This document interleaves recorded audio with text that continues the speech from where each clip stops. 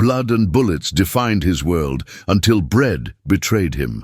General Patton stood frozen at the entrance to the German POW camp, his battle-hardened senses ambushed by the incongruous aroma of fresh-baked bread.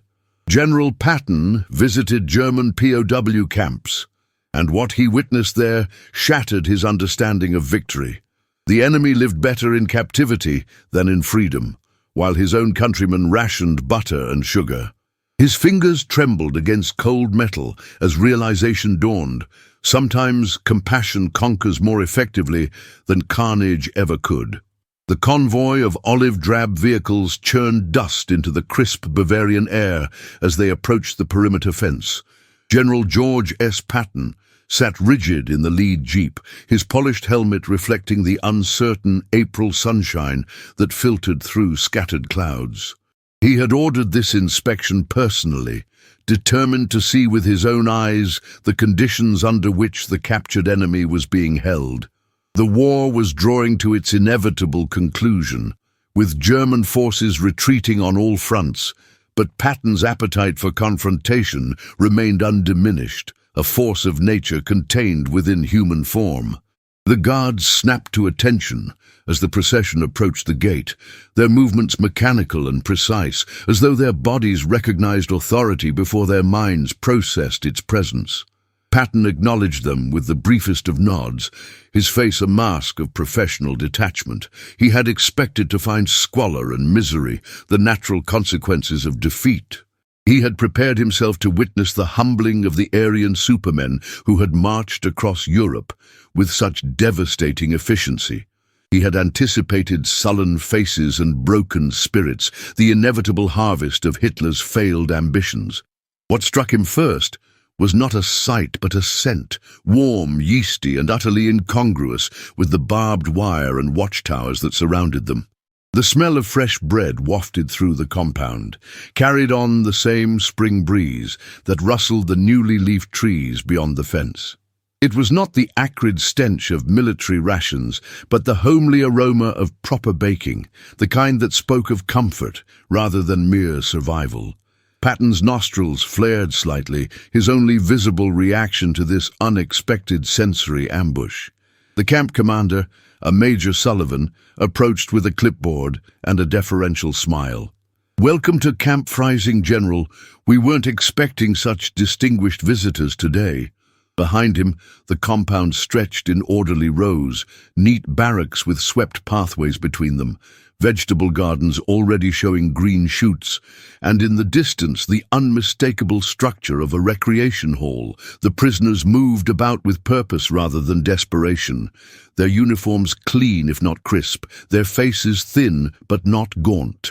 "Show me everything, Major," Patton ordered, his voice gravel against the pastoral scene before him. "I want to see where they sleep, what they eat, how they spend their days." He stepped forward with military precision, each footfall deliberate as though he were approaching not a prison camp but a battlefield. The men accompanying him fell into step behind, a small procession of power moving through a colony of the defeated. Birds sang from the trees beyond the fence, oblivious to the human hierarchies below them. As they approached the first barracks, Patton noticed a small group of prisoners pausing in their work to observe the visitors. Their eyes held caution, but not fear, curiosity, but not desperation. One man, older than the rest, with silver threading through his close-cropped hair, met the general's gaze directly before returning to his task. In that brief moment of eye contact, Patton felt something unexpected, not the satisfaction of seeing an enemy humbled, but the unsettling recognition of dignity preserved in captivity. The interior of the barracks was a revelation that stopped Patton in his tracks, though he betrayed his surprise only through a slight tightening of his already rigid posture. Rows of proper beds, not the straw pallets or crowded bunks he had envisioned, stretched in neat formation down the length of the building. Each was made with military precision, a single blanket folded with sharp corners, a small footlocker positioned at the end. The windows were unbarred, allowing shafts of spring sunlight to illuminate the wooden floor, which had been swept clean enough to satisfy even Patton's exacting standards. Twice weekly inspections, sir, Major Sullivan explained, following the general's gaze. They maintain their own spaces. Most of these men were regular army, not SS, and they've brought their military discipline with them. The air inside was cool, but not cold, with none of the damp mustiness that Patton had experienced in hastily constructed military accommodations throughout the campaign. A few personal items were visible: hand-carved chess pieces on one footlocker, a sketch of an alpine landscape pinned beside another bed, a small stack of books with German titles. "How many men per barracks?" Patton asked, his voice betraying nothing of his thoughts as he moved further into the building, examining the sleeping quarters with the same attention to detail he might give to a battle plan. His boot heels clicked against the wooden floor, creating a rhythm like distant artillery fire. Outside, the sounds of the camp continued: muted conversations, the clang of metal from what must have been the kitchen, the occasional laughter that seemed jarringly out of place in a prisoner-of-war camp. 36, sir, the camp commander replied promptly. "We could fit more, but the Geneva Convention recommends minimum space requirements that we're adhering to strictly." He paused, then added with a hint of pride that seemed to seek approval. "We've had no escape attempts from this facility, General. The men seem to understand their situation and are cooperating fully with the administration of the camp."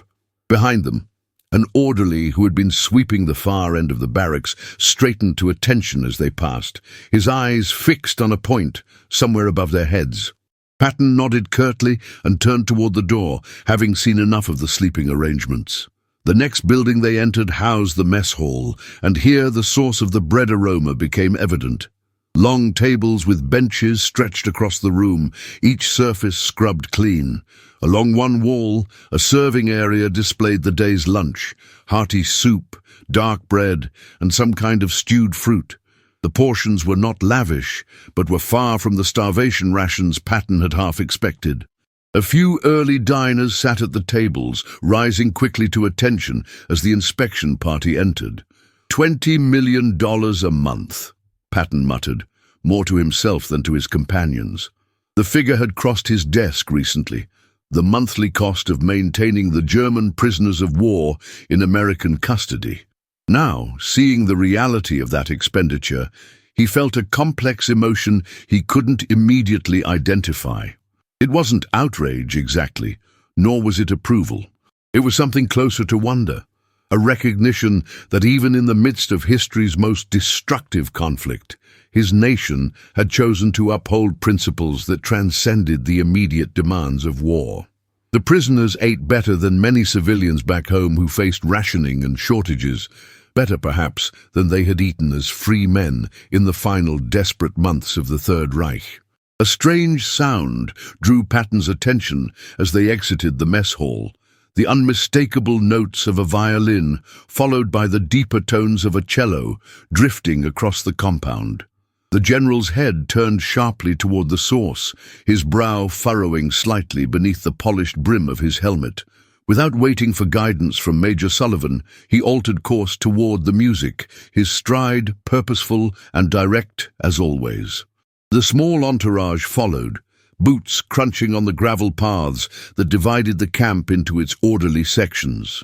The recreation hall stood at the far end of the compound, a simple structure distinguished from the barracks only by its slightly larger windows and the crude sign above the door.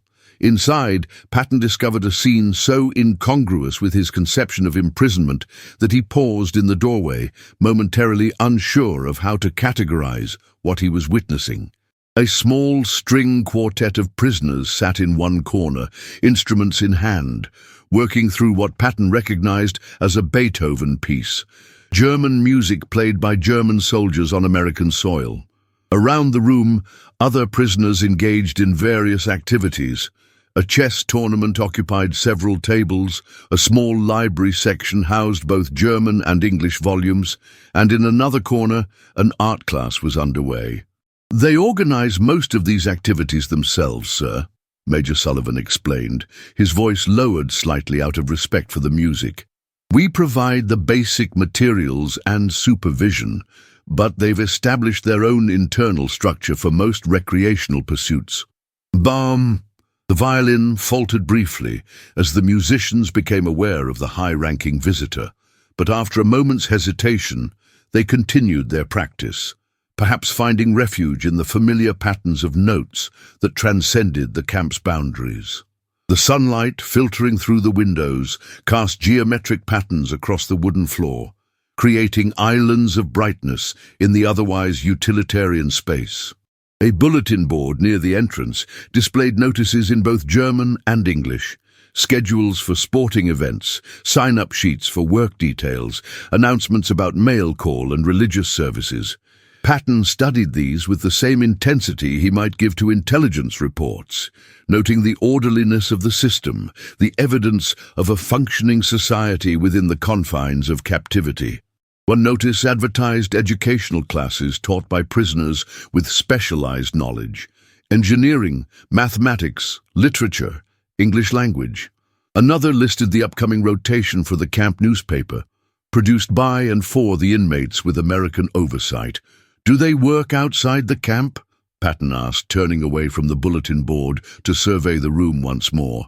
The question was practical rather than accusatory, his military mind automatically assessing the resource allocation. Behind him, an orderly slipped into the room with a message for Major Sullivan, who received it with a nod before returning his attention to the general's question. The music continued in the background, providing an unexpected soundtrack to the inspection, a cultural continuity that had somehow survived the devastation of war. "Yes, sir. Many of them work on local farms or in non-sensitive industries," Sullivan confirmed. "They're paid according to the Geneva Convention standards, 80 cents a day for most labor. Some of them are saving their earnings for after the war."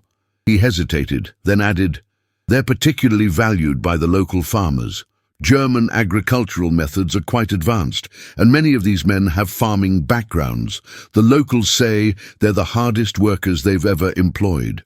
But Patton listened without comment, his face revealing nothing of his thoughts, though his eyes continued to scan the room, taking in details that others might miss. The quality of the prisoners' shoes, the relatively healthy complexion of their skin, the absence of the hollow-eyed desperation he had seen in liberated camps on the other side of the conflict. As they turned to leave, a middle-aged prisoner approached, standing at a respectful distance until acknowledged. When Patton nodded slightly, the man spoke in accented but clear English. "Herr General, the men would like permission to stage a small theatrical performance next month. We have written a play and would require only minimal materials." The request was presented with dignity rather than subservience, and Patton found himself struck by the normalcy it represented. Men in captivity still seeking creative expression, still planning for a future measured in months rather than mere survival until tomorrow. "Submit your proposal through proper channels," Patton replied curtly, but without hostility, before continuing his inspection tour. Behind them, the violin resumed, the notes following them out into the spring air like invisible threads connecting disparate worlds. The inspection continued into the afternoon, each new revelation adding weight to the burden of understanding that Patton carried as they moved through the camp. The medical facility was small but well-equipped, with a German doctor working under American supervision to tend to his compatriots' health needs. The kitchen stores held supplies that would have been considered luxurious in many parts of war-torn Europe: sacks of flour, preserved meats, even chocolate for special occasions. A small workshop housed craftsmen, creating furniture for the camp and intricate carved items that the prisoners were permitted to send home as gifts or keep as personal possessions. "They send letters home?" Patton asked, examining a delicately carved wooden box that would soon be packaged and shipped to Germany, to a wife or mother who perhaps believed her soldier dead or suffering. The craftsmanship was exquisite, speaking of hours of careful attention, a focus that perhaps kept darker thoughts at bay. Through the workshop window, Patton could see the exercise yard where prisoners played soccer, their movements energetic and purposeful rather than listless. The contrast with reports he had received about Allied prisoners in German hands, starved, abused, forced into brutal labor, burned in his consciousness like a wound that couldn't be bandaged. Major Sullivan nodded, adjusting his clipboard under his arm. Censored, of course, but yes, 2 letters and 4 postcards per month. They receive mail as well, though delivery from Germany has become increasingly unreliable as the war has progressed. He hesitated, then added, "Many of them now know more about what's happening in their homeland than they did while fighting. The camp newspaper includes approved news items from our sources. They know the war is lost." The workshop smelled of sawdust and varnish. Honest sense of creation rather than the acrid smoke of destruction that had filled Patton's nostrils for so many months of campaign. As they exited the building, Patton noticed a small group of prisoners tending to a garden plot, their backs bent to the spring soil, planting what would become summer vegetables. The sight stopped him momentarily, the enemy putting down roots, literally, in American custody. One man glanced up at the passing inspection party, wiping soil-covered hands on his trousers before offering a respectful nod that acknowledged rank without surrendering dignity. Patton found himself returning the gesture almost automatically, soldier to soldier across the divide of conflict. "You understand what you're witnessing here, don't you, General?" The camp's chaplain had joined their party at some point, a quiet presence until now. His question broke the pattern of the inspection, introducing a philosophical note that seemed to catch even Major Sullivan by surprise. The chaplain was older than most of the staff, with grey hair and the weathered face of a man who had seen enough of humanity to maintain faith despite, rather than because of the evidence. He looked at Patton with eyes that seemed to expect an answer beyond military assessment. Patton turned to face the chaplain fully, his legendary intensity focused entirely on the man who had dared to pose such a direct question. "Enlighten me, chaplain," he said, his tone making the words a command rather than a request. Around them, the camp continued its afternoon routine. Prisoners moving between buildings, guards at their posts, the distant sound of the kitchen preparing the evening meal. The spring sun had warmed the day considerably since their arrival, and Patton felt a bead of sweat tracing a path beneath his collar, an unwelcome reminder of physical discomfort that he habitually ignored. "This, General Patton, is the most effective propaganda we could possibly create," the chaplain said quietly, gesturing around the camp with a subtle movement. "Every letter these men write home, every story they'll tell after the war, they'll speak of how Americans treated them with humanity when they were at our mercy. The Germany that emerges from this defeat will remember that their soldiers ate well while our boys suffered in their camps." He paused, watching as understanding flickered across Patton's face. "Hitler told them we were monsters. Every day here proves him wrong. Some victories aren't won on battlefields, sir." Patton remained silent, but his eyes swept the compound once more, seeing it now not just as an administrative necessity, but as a strategic asset in the longer war for civilization that would continue after the guns fell silent. The day was waning as Patton completed his inspection, the lengthening shadows stretching across the compound like fingers reaching toward night.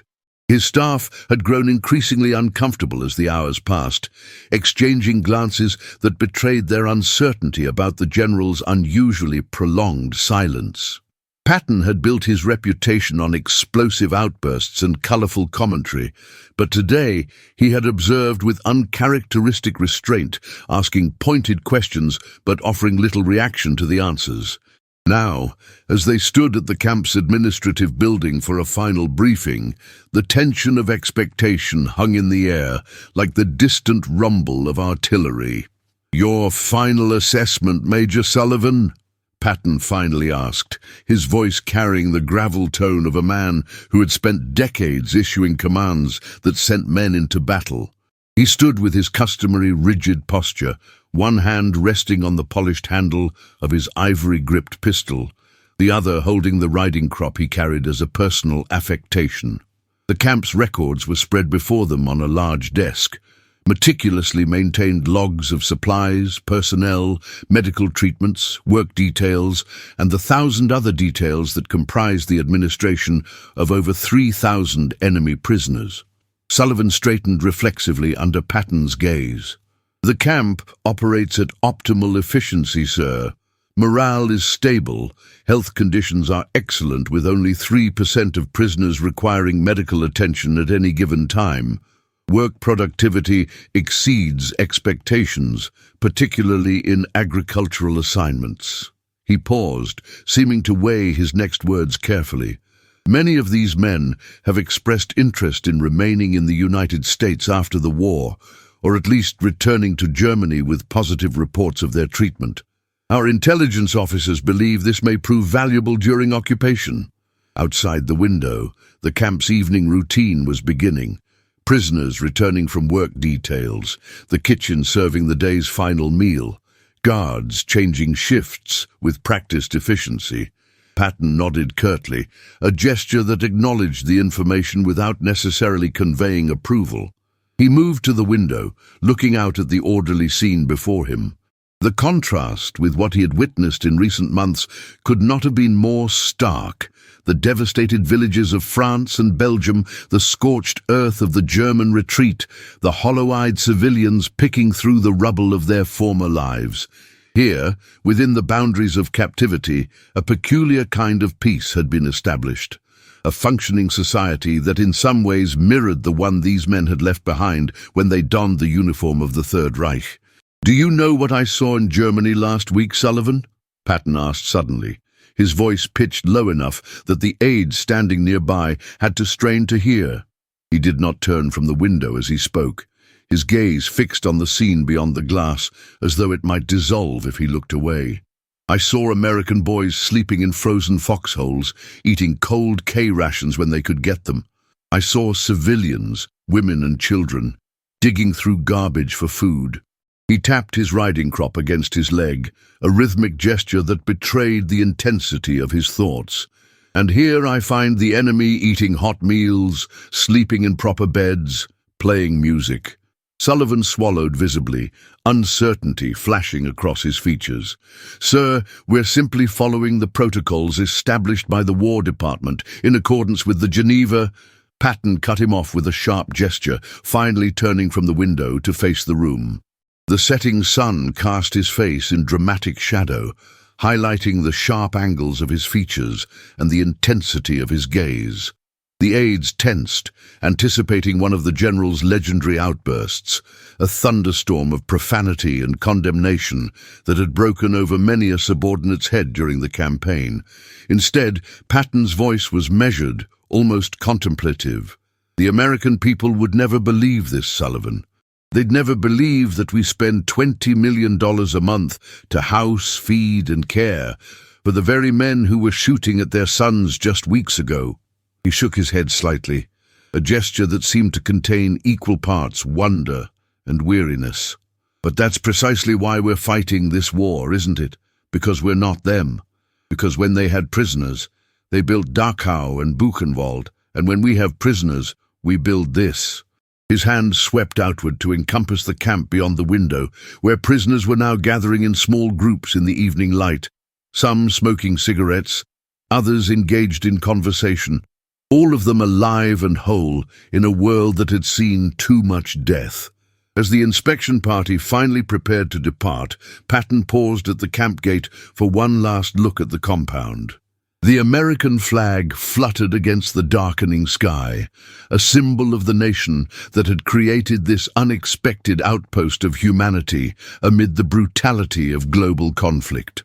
Behind the flag, the lights were coming on in the barracks, warm yellow squares against the gathering dusk. "History is written by the victors, Major," Patton said quietly, almost to himself. "But sometimes the true victory isn't what you conquer, it's what you refuse to become in the process." He turned and climbed into his waiting jeep without another word, leaving behind a camp where former enemies ate American bread, slept under American blankets, and perhaps, unknowingly, were being transformed into the first citizens of a new Germany that would rise from the ashes of defeat, a Germany that might remember that its conquerors had chosen compassion when retribution would have been easier. The story of Patton's visit to the POW camp remained largely unknown to the American public during the war. Military censors deemed it potentially demoralizing to families whose sons lived in hardship on the front lines. Years later, several former prisoners returned to America as immigrants, carrying memories of their unexpected, dignified treatment. They became bridges between cultures, their personal testimonies contradicting lingering wartime propaganda. Major Sullivan eventually received a commendation for his camp administration, though the document avoided mentioning the comfortable conditions he maintained, instead focusing on efficient management of enemy assets. The violinist who played Beethoven that day later joined the Munich Philharmonic, occasionally telling audiences about performing for General Patton himself in captivity, though few believed his tale. Private records revealed that Patton, following his visit, sent a tersely worded but supportive letter to Washington defending the humane treatment policies against budget-minded critics who suggested reductions. Bavarian farmers who had worked alongside the prisoners later credited their agricultural knowledge with helping rebuild local food production in the devastating post-war years. The camp chaplain collected hundreds of testimonials from returning prisoners who spoke of their treatment to disbelieving families in defeated Germany, creating an underground current of goodwill that influenced a generation. Historical analyses decades later identified the American POW camp system as a critical component in Germany's psychological reconstruction and rapid reintegration into the Western alliance against new Soviet threats. Patton never publicly spoke of his visit, taking the complex emotions it stirred to his grave after his untimely death in December 1945, just months after witnessing that unexpected harvest of victory. The carved wooden box Patton examined that spring afternoon survived in a small Bavarian home, passed down through generations as tangible evidence of humanity persisting through mankind's darkest hour.